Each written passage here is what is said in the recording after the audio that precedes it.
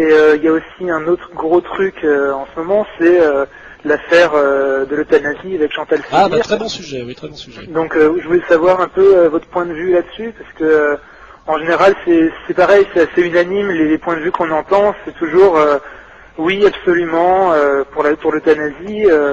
Alors écoutez, je vais vous répondre. J'aimerais voir votre Moi, point de vue. je crois connaître assez bien les médias. Quand un sujet revient de façon récurrente dans les médias, c'est qu'il y a une raison. Or, on nous montre depuis quelque temps des sujets très individuels de héros de l'euthanasie où on ne peut être que pour eux. Ce qui veut dire à un moment donné qu'on est dans une période, ça a à voir avec le catholicisme d'ailleurs, où on va essayer de sortir d'un de ces lambeaux qui nous restent de cette incroyable civilisation catholique très élevée qui était la protection de la vie à tout prix, qui est un peu d'ailleurs comme l'histoire du repos dominical.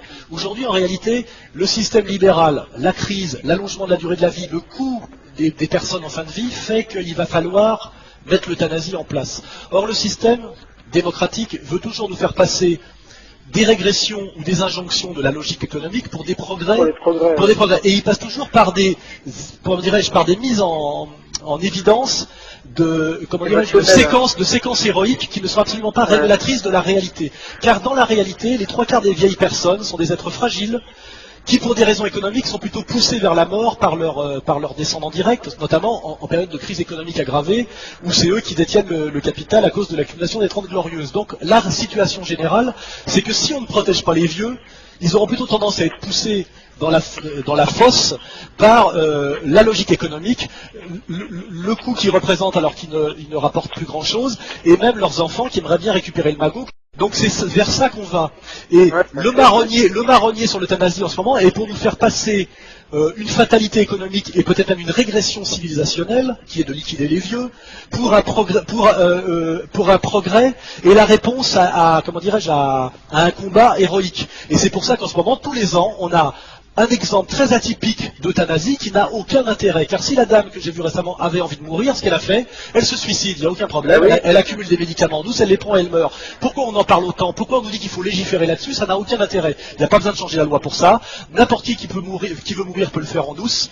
Et donc on voit très bien que là, il y a une mise en scène médiatico-politique, parce qu'il y a un lobby, on le sait très bien, d'abord le lobby franc-maçon et même le lobby anticatholique, qui veut qu'on fasse péter ce verrou de la défense de la vie à tout prix, qui est un peu le symétrique de l'avortement. Hein. On a le droit c'est l'infanticide et la liquidation des vieux.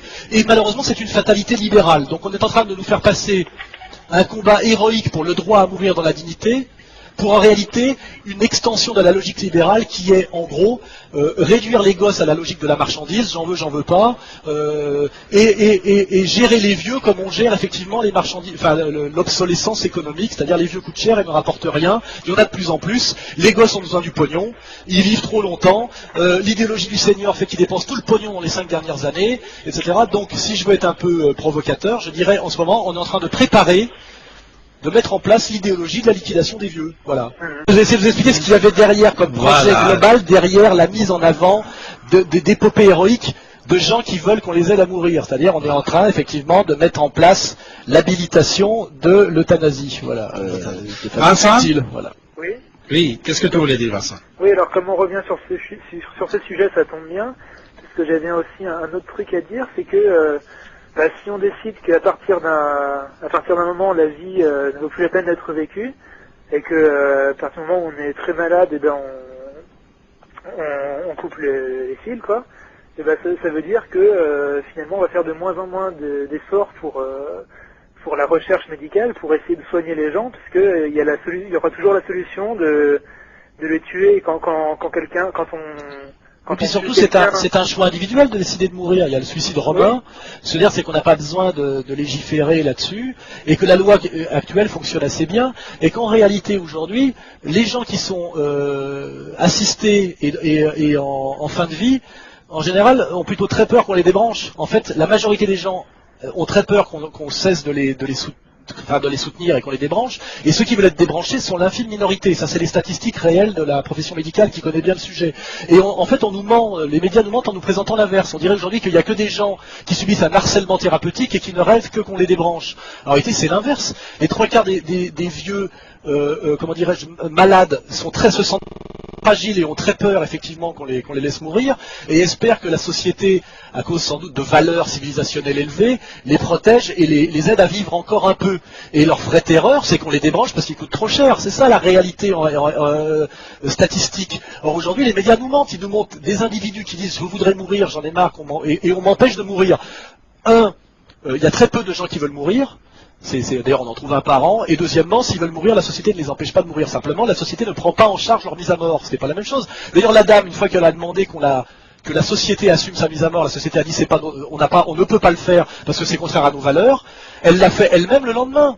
Et donc voilà. Donc ce que je comprends pas, moi, enfin ce que je comprends très bien d'ailleurs, c'est cette médiatisation qui est malhonnête et qui, à mon avis, quand elle se répète, a un projet. Et le projet, c'est comment dirais-je, mettre en avant la nécessité de l'euthanasie pour les vieux, en faisant passer comment dirais-je, une fatalité libérale ou quelque chose qui est plutôt une régression par rapport aux valeurs civilisationnelles qui sont les mêmes, pour un progrès de la liberté et du choix individuel. Et c'est souvent comme ça que le système fait, voilà.